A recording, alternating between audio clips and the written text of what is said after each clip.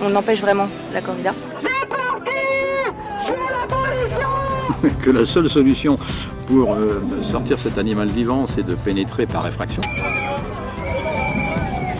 La torture n'est pas notre culture. La torture n'est pas notre culture. Saint-Léger-Vauban dans l'Yonne, Patrick Sacco y a monté la Chaume, un refuge pour animaux. Professeur à la retraite, il est aujourd'hui président de l'association Respectons et recueille chats et chiens pour les proposer à l'adoption. Mais déjà avant de tenir ce refuge, Patrick Sacco était l'un des militants clandestins les plus actifs du pays. Il fut notamment le meneur de l'une des dernières opérations commando menées en France. C'était en 1985, cette action d'envergure dans un laboratoire du CNRS à Gif-sur-Yvette pour libérer des babouins soumis à des expérimentations pour les recherches sur l'épilepsie. On est à l'intérieur de l'animalerie où étaient les 15 bons singes et on a tagué sur les murs notre signature. Science sans conscience n'est que ruine de l'âme. Signé Greystock. La vie ça a duré 3 heures quand même. Elle est terminée et on est tous, c'est-à-dire 2 véhicules, 21 personnes. On est dans une clairière, complètement perdue dans la vallée de Chevreuse, qu'on a mis des semaines à identifier. Et ici, ça c'est le vétérinaire, qui va anesthésier les babouins.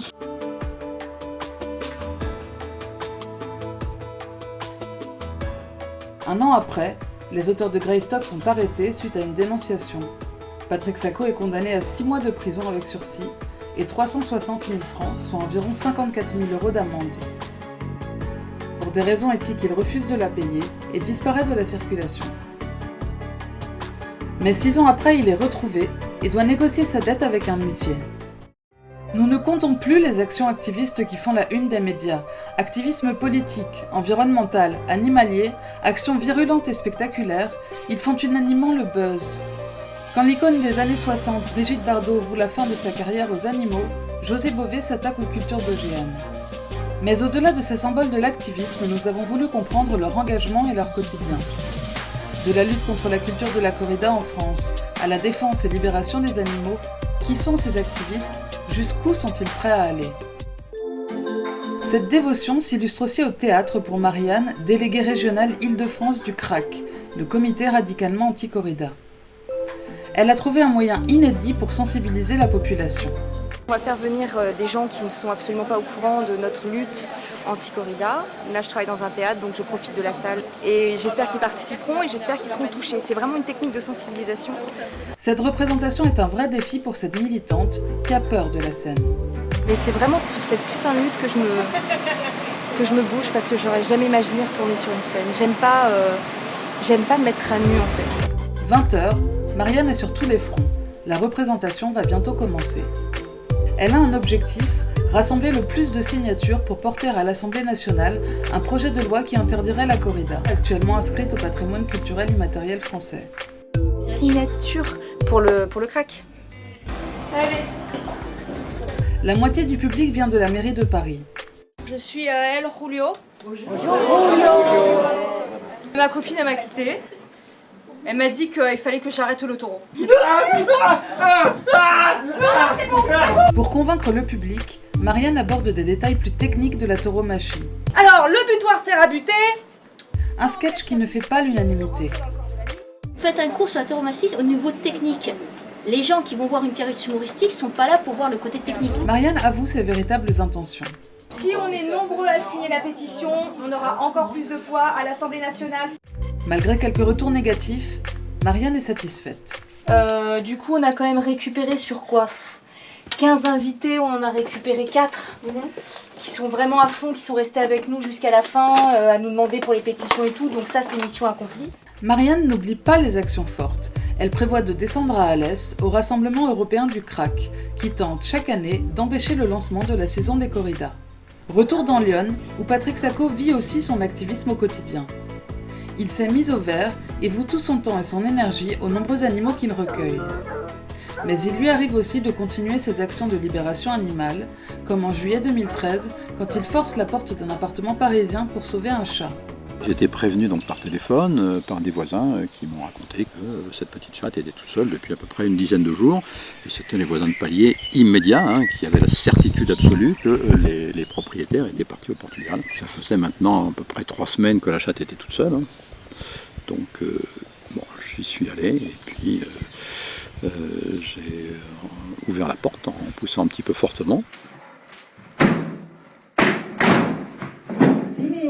Donc on a trouvé la chatte qui était vivante, pas en très très bon état, et dans l'appartement, donc il y avait une litière qui était recouverte d'excréments, donc ce qui prouvait bien que pendant toute cette période personne n'était venu, mais pas une goutte d'eau, nulle part. Mais alors ça m'a valu une petite journée de garde à vue, puis un rappel à la loi.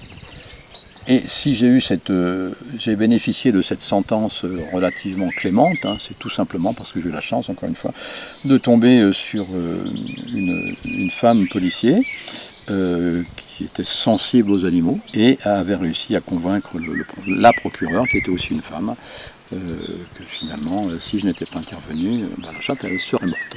La seule solution pour sortir cet animal vivant, c'est de pénétrer par effraction, bien évidemment, et je le déplore d'être obligé d'utiliser ces procédés. Et si on ne se met pas soi-même dans l'illégalité, eh bien on accepte la mort d'un animal. Et ça, c'est pas possible. Si je me fais choper, comme ça a été le cas pour la petite chatte Curina, moi aussi je risque une condamnation qui peut être peut-être plus sévère, mais j'assume. Malgré les condamnations, l'engagement de Patrick ne faiblit pas. Vendredi 30 mai, veille du fameux événement à Alès. Patrick Sacco va également prendre la route du sud de la France pour se rendre au rendez-vous de la lutte anti-corrida avec les militants de l'association Respectons. Cet événement phare est prévu en 2 temps, une manifestation déclarée et une action menée dans le plus grand secret. Ils savent que les défenseurs de la corrida, les aficionados, les attendent de pied ferme. Auparavant on était surveillé et maintenant on est doublement surveillé. Quand S'il y a une crainte à avoir, c'est plutôt des afiocs. C'est pour ça qu'on s'arrange toujours pour que les flics soient là. Parce que la fois où ils ne l'ont pas été, à Rodilhan, je ne sais pas si tu as vu les images, ça a été violent. Vraiment très très violent. Le point de rendez-vous est fixé au parc du Colombier dans le centre d'Alès. À 9h, ils sont déjà près de 500 militants à arriver sur place. Sans surprise, ils sont attendus. Le parc de la ville est pris d'assaut par ces centaines de militants. Ils terminent les préparatifs de la manifestation. Patrick coordonne la réalisation des dernières banderoles. Alors que certains se préparent pour la manifestation, d'autres vont tenter de rentrer dans l'arène pour stopper le spectacle de la corrida. C'est le cas de Marianne. On rentre, on empêche vraiment la corrida. Ce qu'on va utiliser, c'est des moyens de faire du bruit, de se faire entendre. On y va par surprise. 14h, départ des manifestants. Selon le CRAC, ils sont près de 4000 à défiler. Pourtant, les autorités locales n'en comptabilisent que 1300. Dans la population alésienne, nous croisons Nicolas, un aficionado. Son regard sur les manifestants est très critique. C'est une manifestation de l'intolérance pure et dure. Ils n'aiment pas, je peux comprendre, il n'y a pas de souci. Chacun a sa sensibilité. Moi personnellement j'aime ça, j'ai pas envie aujourd'hui de mettre 2 heures avant de rejoindre les arènes parce qu'il y a une espèce de bande de décérébrés qui sont là pour nous traiter à nous de meurtriers, Nous retrouvons Marianne. Elle a pour mission de s'infiltrer dans la feria et de rentrer dans l'arène comme une simple spectatrice. 17h, Marianne veut rentrer dans l'arène avec les billets achetés par le CRAC, mais elle est refoulée par les CRS. Les autorités ont repéré en amont l'action que les activistes préparaient. Sur tous les fronts, Marianne tente une nouvelle issue dans une rue adjacente. Elle est prête à tout pour défendre cette cause. Un corps de policiers se dresse alors devant les manifestants et les affrontements dégénèrent. La tension monte, ils se refusent à obtempérer. C'est une honte de gazer une femme. C'est une honte. Je porterai plainte. Corrida, abolition. Les manifestants tentent une percée par tous les moyens, mais toutes les issues sont bloquées. La manifestation d'Alès a été relatée par les médias locaux. La simple médiatisation de leur manifestation est une victoire pour ces militants. Cette manifestation, autorisée par la préfecture, mais encadrée par près de 300 gendarmes, policiers et CRS, fait toujours des mécontents.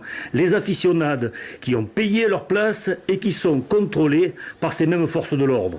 Ça m'énerve énormément parce que nous on est en plein dans nos traditions, dans nos coutumes et tout, et je ne comprends pas qu'on soit pris en otage comme ça par les anticorridas. Même si cette tentative d'action pour interrompre la corrida d'Alès s'est soldée par un échec, les militants continuent de se battre contre la corrida institutionnalisée en France. C'est à Montmartre, à Paris, que Marianne continue sa lutte pour sensibiliser l'opinion publique. Les militantes se retrouvent donc pour mener une action anti-corrida visuelle. On a créé un parcours d'abolition avec des banderoles pour sensibiliser partout dans les lieux symboliques, historiques, pour essayer de faire passer le message, si les gens passent, les touristes. Donc là, on va aller au Sacré-Cœur. On y va? Hop là. C'est bien parce qu'il y a une bagnole. Pour Clara, militante, cette forme d'action est aussi nécessaire. Paris, c'est une ville lumière, donc on va dans tous les endroits lumière de Paris.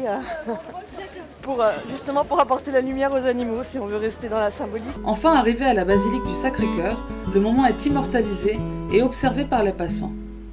On n'est pas au milieu torrent quand même. Ah non, c'est sûr que...